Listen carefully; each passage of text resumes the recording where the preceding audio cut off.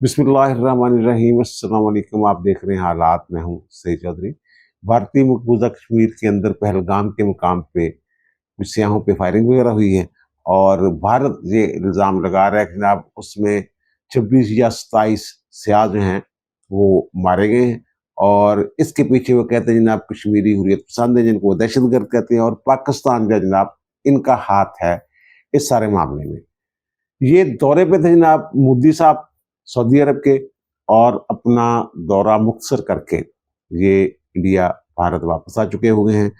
क्या पाकिस्तान और भारत के दरमियान जंग छिड़ने वाली है? ये भी बताया जा रहा है कि जनाब 3 अतराफ से पाकिस्तान पे हमला किया गया है। ये रिजवान रज़ी साहब हमारे बड़े सीनियर जर्नलिस्ट हैं, उनकी ये खबर है कि जनाब ये खैबर पख्तूनख्वा शांगला पे फितनतुल खारिज है, उसने हमला किया है, और फिर बीएलए ने मुकरान के इलाके में हमला किया है, और ततला पानी एलओसी पे फायर खोला है भारत ने, और डीजी मिलिट्री ऑपरेशंस के दरमियान हॉटलाइन पे राब्ता शाब्ता भी हुआ है। और फिर ज़ाहिर है जो ये शुक्र अदा करना चाहिए पाकिस्तानी कौम को कि इस वक्त कमर जवेद बाजवा साहब जो है ना, वो पाकिस्तान की फौज के सरबराह नहीं है, और इमरान खान का दौरे हुकूमत नहीं है ये, और फैज हमीद साहब डीजीआई ऐसे नहीं है। ये तो बड़े मजबूत असाब का काम है भाई साहब। ये जो सरहदों पे कशीदगी, मुल्क के अंदर अमन अमा की सूरत हाल, इससे निपटने के लिए एक मजबूत असाब का जर्नैल चाहिए, और हाफिज साहब ने साबित किया है। जब से उन्होंने ये ओहदा संभाला है, अंदर से साजिशें, फैज हमीद की साजिशें, फिर उनके आर्मी चीफ बनने की राह में रोड़े अटकाने की वारदातें, पहलगाम में जो हमला हुआ है सियाहों पे, इससे ये तो साबित, इस बात का तो सबूत नहीं मिलता कि इसके पीछे पाकिस्तान है या कश्मीरी हुर्रियत पसंद है, मुसल्लह हुर्रियत पसंद है। लेकिन इस बात का सबूत मिल गया है, बल्कि मजीद सबूत मिल गया। पहले ये साबितशुदा बात है कि भारत जो है वो बीएलए को भी सपोर्ट कर रहा है, प्लानिंग्स करके देता है, मंसूबे बना के देता है, और इसी तरह फितनतुल खारिज जो है उसके ऊपर भी भारत का हाथ है। पैसे भी देता है, असला भी देता है, और असला आता कहाँ से? अफगानिस्तान के रास्ते वो असला आता है। सारी चीजें आपके इल्म में हैं। तो जनाब ये मोदी साहब जो थे, अच्छा देखने वाली बात ये बीएलए के हवाले से कहा जाता है जनाब बलूचिस्तान के हालात बड़े खराब होंगे, और जनाब जब सरदार अकबर बुगटी को कत्ल किया गया गार के अंदर, तो उसके बाद जनाब बीएलए बनी है। ये भी झूठ है। लोगों को बलूचिस्तान की तारीख का पता ही नहीं है। अगर मैं किसी शख्स को सनद समझता हूँ ना कि बलूचिस्तान की तारीख, बलूचिस्तान के कबाइल, इस हवाले से कोई बंदा सनद का दर्जा रखता है ना, जो तारीख से पूरी तरह आगाह है, वो है साबिक वज़ीर-ए-आज़म हमारे अनवारुल्लाह काकड़ साहब। अनवारुल्लाह काकड़ साहब से पूछें कि बीएलए की तारीख है क्या? ये बुगटी और मरी कबाइल जो हैं, इनकी आपस में मोहब्बत, इतनी मोहब्बत कब से हो गई कि जनाब ये बुगटी साहब के कत्ल पे जनाब ये जनाब जज्बाती हो गए। ये मरी, बलाज मरी वगैरह, हरब यार मरी वगैरह यही कर रहे हैं ना उसको लीड, जो बलूचिस्तान लिबरेशन आर्मी है। ये कब एक्टिव हुई, इस पर भी बात करेंगे। और ये भी मुझे याद आ गया कि इस मौजू पे भी बात करनी चाहिए कि क्या सरदार अकबर बुगटी को कत्ल किया गया था जिन्होंने खुदकुशी की थी? सरदार अकबर बुगटी ने एक बड़ी खतरनाक प्लानिंग की हुई थी, वो प्लानिंग भी हम आपके गोश गुजार करेंगे। पहले यही इशू देख लेते हैं ना, पहलगाम वाला। ये जैसे पुलवामा में इन्होंने फॉल्स फ्लैग ऑपरेशन किया था, खुद ही हमला करके पाकिस्तान के ऊपर डालने की कोशिश की थी, तो उसी तरह का ये ऑपरेशन लग रहा है पहलगाम वाला। एक तो ये कि अमेरिका के नायब सदर इंडिया में आए हुए हैं, और उनको दिखाने के लिए देखें जनाब पाकिस्तान जनाब बड़ा जनाब जो दहशतगर्द हैं इनकी हिमायत करता है, दहशतगर्द रियासत है पाकिस्तान, इस तरह की बातें जैसे वो करते रहते हैं। तो अब इसी तरह का इन्होंने जनाब वेला शुरू किया। वहाँ का जो मीडिया है वो लगा हुआ है इस बात पे, और जो मोदी साहब हैं जो सऊदी अरब के दौरे पे थे, और अब उन्होंने अपना दौरा जो है वो छोड़ दिया, मुख्तसर कर दिया, और वापस पहुंच गए हैं जनाब दिल्ली। और आज उन्होंने जो काबीना कमेटी बराए सलामती है उसका अजलास बुला लिए है। ज़ाहिर है उस अजलास में पाकिस्तान के खिलाफ हर्जा सराई की जाएगी, और सारा इल्ज़ाम जो है ये पाकिस्तान पे धर दिया जाएगा। पहली बात तो ये है कि जो पहलगाम वाला हमला है ना, ये जो कश्मीरी हुर्रियत पसंद हैं, जिन्हें मुजाहिद भी कहा जाता है, उनका ये तरीक़ाकार नहीं है इस तरह का।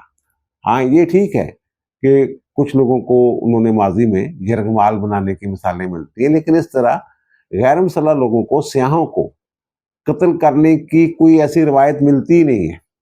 उनकी पूरी तारीख में, उनकी पूरी जद्दोजहद में ऐसा कोई वाकया मौजूद ही नहीं है। और फिर दूसरा, जब जो अमरीकी सदर भारत आ रहे हैं, तो उस मौके पे क्या पाकिस्तान ऐसी प्लानिंग करेगा किसके ऊपर इल्जाम आए?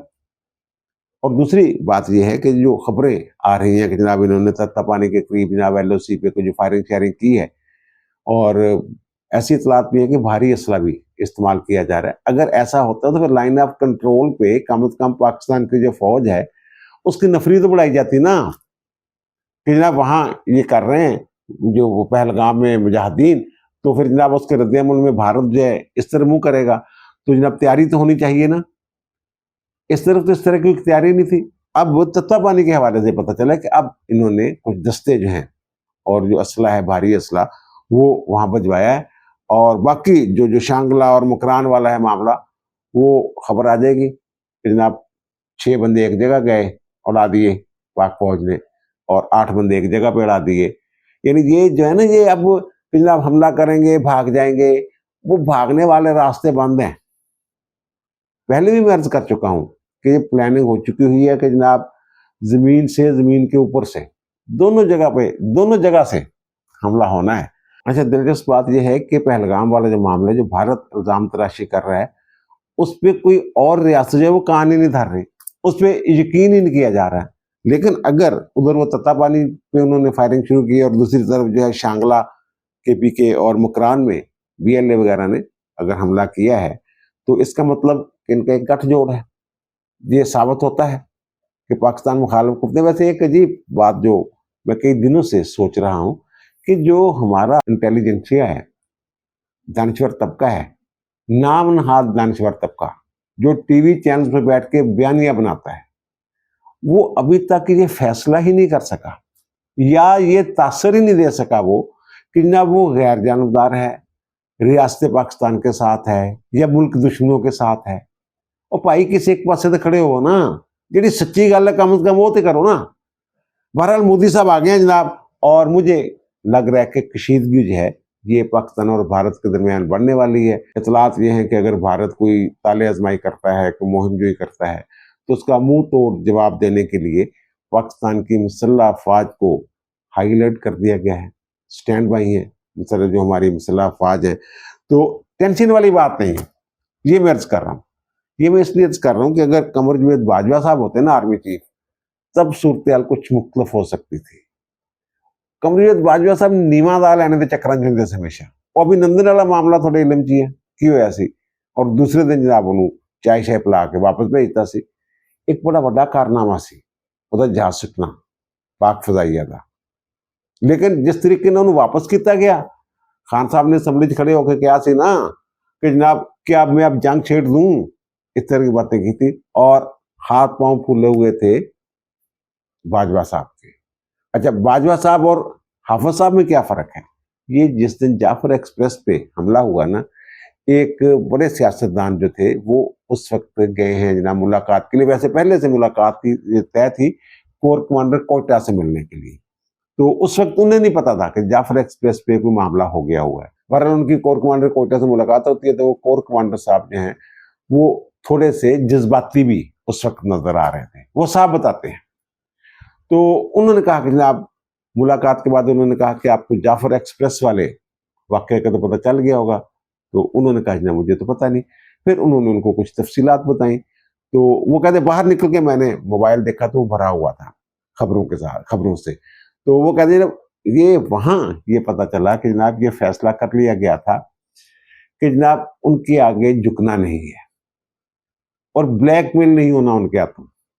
और दूसरी बात जो पता चली है वो ये है कि वो वहां तक पहुंचने में, पोजीशन लेने में तो टाइम लग जाता है ना, लेकिन जब ऑपरेशन शुरू हुआ है, जिसके नतीजे में 30-33 जो है दहशतगर्द मारे गए, BLA के लोग, तो वो सर कितनी देर चला होगा आपके ख्याल में operation? Sir 2 minute 27 second, 2.5 minute में सर वो फाया कर दिया था। और पीछे किसका जो हुक्म था कि सर नहीं झुकाना, झुकना नहीं है, ब्लैकमेल नहीं होना? आसिम मुनीर साहब का ये फैसला था, पूरी फौज का ये फैसला था। और उसके बाद हुआ क्या, वो साहब जब निकले ना कोर कमांडर के साथ मुलाकात के बाद, तो उन्हें कमर जावेद बाजवा साहब, जो साबिक आर्मी चीफ है, उनका फोन आता है और वो कहते हैं कि जनाब वो बड़ा, जनाब को पता है जाफर एक्सप्रेस पे हमला हो गया है, बड़ा जनाब गड़बड़ हो गई है, ये हो गया वो, यानी वो डरा रहे हैं। अब जो दहशतगर्द पता नहीं क्या करेंगे, इतने लोग जो हैं उन्होंने जनाब ये रंगमाल बनाए हुए हैं, तो बड़ा मसला हो गया है स्टेट के लिए। ये तो जनाब पाकिस्तान की हुकूमत जो है या पाकिस्तान की रियासत है, इसकी कमजोरी ज़ाहिर हो रही है, जनाब दुनिया में क्या होगा। ये सारी चीजें, जितने भी नेगेटिव पहलू थे ना, जैसे वो बीएलए वाले सोच रहे थे कि हम ये करेंगे तो जनाब ये जो पाकिस्तान की हुकूमत है वो रिएक्शन देगी, कमजोर रिएक्शन देगी, बाजवा साहब वो बातें कर रहे थे। ये है फर्क आसिम मुनीर और कमर जावेद बाजवा में। फैज अमीर साहब की हालत इससे ही पतली थी। ये वीलाग बड़ा लंबा हो गया, कल के वीलाग में मैं इस हवाले से बात करूंगा। और दूसरी बात मैं अर्ज कर रहा हूँ कि क्या बीएलए जो है ये सरदार अकबर बुगटी की हलाकत के रद्देमल में ये जो है वजूद में आई थी? ये तो पहले से काम कर रही थी। Student organisation Baloch conference students को इकट्ठा करने का काम काफी देर से जारी था। ये जो सरदार अकबर बुगटी के साथ तो इनकी बनती ही नहीं थी। वो सरदार अकबर बुगटी जो है वो 26 अगस्त 2006 को उस गार में मारे जाते हैं जहां उन्होंने पनाह ली हुई थी कोहलू के करीब। तो वहां, अब इसमें BJSPR ने भी उस वक्त ये खबर दी थी, बाकी जो मुख्तलिफ जराए से भी खबरें आती रही थी जनाब वो जनाब अंदर फौजी गए हैं और वो एक पुरस्कार किस्म का धमाका हुआ है और गार जो है वो बैठ गई है और उसके नतीजे में जनाब वो कहते हैं 60 जो हैं मुक्ति कबीले के मिलिटेंट जो हैं वो मारे गए और 21 जो हैं वो सोल्जर वहां शहीद हुए। और 31 अगस्त को सरदार अकबर बुगटी साहब की जो लाश है, मस्कशुदा लाश, वो मिल गई थी। तो उनको पहचाना गया उनके चश्मे से और उनके जो कीमती घड़ी वो लगाते थे उससे जो पहचाना गया उनकी लाश को। तो बहरहाल वहां से वो कहते थे कि जनाब कोई 100 मिलियन जो है रुपए जो हैं वो भी मिले हैं और $96,000 वो भी मिले। इस तरह की बातें शायद उस वक्त सुनने में आ रही थी। लेकिन ये अकबर बुगटी साहब जो मैंने अर्ज किया ना, क्या उन्होंने खुदकुशी की है? अब जो मैं खबर दे रहा हूँ आपको, क्योंकि बुगटी साहब का चैप्टर जब क्लोज हो ना तो सारी जबानें जो है ना बंद होगी। बस ये हो जाता है जनाब वो जो एक डॉक्टर शाजिया वाले इशू पे जनाब आवाज बुलंद की और फिर रियासत से लड़ाई शुरू होगी वगैरह वगैरह सारी चीजें, ये ठीक है। बुगटी साहब के किरदार के हवाले से या उनकी बहादुरी के हवाले से ये इनकार नहीं किया जा सकता उससे। लेकिन हुआ क्या उस दिन, जिस दिन ये 26 अगस्त को उन्होंने अपने एक भतीजे को गार के अंदर बुलाया, वो एल शेप में एक गार थी जहां वो छुपे हुए थे अपने मिलिटेंट्स के साथ। तो उनको बुलाया तो वो काफी कमजोर थे, बीमार थे काफी बुगटी साहब। तो उन्होंने अपने भतीजे से ये कहा कि मेरी कलेक्शन को अपलोड कर दो और मैगजीन चढ़ा दो। तो वो कहते हैं जनाब मैं जरा आप दीदा हो गया, ये जिस साहब ने उस साहब से हारसज मौत से ये बात सुनी है वो बता रहे हैं और मुझे अकेले को नहीं बता रहे। वहां बड़े बड़े साफी मौजूद थे जिनकी मौजूदगी में ये बात की गई है। उन्होंने ये कहा कि जनाब वो जरा आप दीदा हो गए और फिर उन्होंने कहा बुगटी साहब ने कि बाहर जाके ये पैगाम दे दो कि हम मुज़ाकरात के लिए तैयार हैं। लेकिन उन्होंने इसके साथ ही जो माइंस हैं वो बिछवा दी उस गार के अंदर। बुगटी साहब ने, बुगटी साहब गिरफ्तारी नहीं देना चाहते थे, तो लेकिन उन्होंने कहा जनाब एक शर्त ये रखी कि बाहर जाके ये बताओ कि जनाब कोर कमांडर जो मुतलका हैं कोयटा के, गवर्नर और वजीर आला, इससे कम सतह के किसी बंदे से मैं बात नहीं करूंगा। अगर मुज़ाकरात के नतीजे में ये लोग अंदर चले जाते तो वो तो कुछ और तैयारी करके बैठे हुए थे। उन्होंने तो बारूदी सुरंगें बिछा ली थी अंदर, क्लाशनकोफ उनके पास थी। अगर ये लोग जाते मिलने के लिए गवर्नर या कोर कमांडर या वजीर आला और वो उस गार के नीचे दब के मर जाते तो फिर क्या उसका नतीजा निकलना था। तो बहरहाल इन्होंने जनाब फोन चून घुमाए इधर उधर, तो उन्होंने क्या जनाब नहीं असि नहीं आना। तो बहरहाल एक अफसर को, फौजी अफसर को, शायद कर्नल या लेफ्टिनेंट कर्नल के ओहदे के अफसर को भेजा गया। 20-25 सोल्जर उनके साथ थे, तो उन्हें यह हदायत की गई कि जनाब उनको कोशिश करनी है गिरफ्तार हो जाएं, तो कत्ल शत्ल वाली कोशिश नहीं करनी। लेकिन वो अंदर गए तो मैंने अर्ज किया ना, वो तो खुद को हमले के लिए तैयार बैठे हुए थे मुफ्ती साहब। तो फिर वहां जो बारूदी सुरंगें हैं वो फटना शुरू हो गई और वो जो है नीचे गिर गई, वो गार जो है क्लैप्स कर गई। अब ये पोरस रात धमाका कहां से हो गया? और दूसरी ये जो बीएलए वाली बात जोड़ी जा रही है, फिर बीएलए ने गुस्सा चढ़ गया, बलूचिस्तान लिबरेशन आर्मी जनाब फिर निकली ही मैदान बंदूका लेके। ये काकड़ साहब ने प्रेस कॉन्फ्रेंस किया, उन्होंने कहा जनाब 2006 में मुफ्ती साहब मारे गए और उसके बाद जो है ना ये 2008 तक इन्होंने जो बीएलए है इन्होंने 2 हमले किए थे। और एक और मैं दिलचस्प बात बताऊं आपको कि ये जब ये कत्ल हुआ है ना, मुफ्ती साहब वाला वाकया पेश है, बल्कि मैं इसको सानहा कहूंगा, तो बरहमदाग मुफ्ती जो है उनके पोते, उन्होंने ये बयान दिया था और ये बयान रिकॉर्ड में मौजूद है कि इनमें जनाब बलाच मरी का हाथ है और बलाच मरी बीएलए को चला रहे हैं इस वक्त। एक देखो उन्हें जनाब बलाच मरी जिस वक्त ये गार बैठी है, ये ऑपरेशन हुआ है, तो बलाच मरी जो है वो गार के बाहर मौजूद था। तो उनके जो पोते हैं वो तो ये बात कर रहे हैं और ये कह रहे हैं जनाब मरी जो है ये बीएलए जो है ये जनाब बदला ले रही है सरफराज भुट्टी का। और वो जो बीएलए है ना वो एक्टिव कब हुई है, वो कैसे एक्टिव हुई है, ये मैं बता दूं। बीएलए बनी कैसे है? ये जनाब एक बलूचिस्तान हाई कोर्ट के जज थे, सीनियर तरीन जज, और उन्हें नामजद किया जा चुका हुआ था चीफ जस्टिस के लिए। उनका नाम था मीर मोहम्मद नवाज मरी। ये 7 जनवरी 2000 को कोयटा में उन पे कातिलाना हमला होता है और वो जरगून रोड पे के इलाके में वो शहीद हो जाते हैं, मारे जाते हैं। तो ये वो भी मरी थे। मुकदमा किसके ऊपर दर्ज होता है जनाब? ये मुकदमा दर्ज होता है नवाब खैर बख्श मरी के ऊपर और उनके बेटों के ऊपर, हुसैन मरी के ऊपर और हरबियार मरी के ऊपर, दीगर और लोगों के। उसके बाद जनाब ये लोग जो हैं ये भागते हैं पाकिस्तान से, वो गिरफ्तार भी होते हैं। नवाब खैर बख्श मरी साहब को गिरफ्तार भी किया जाता है।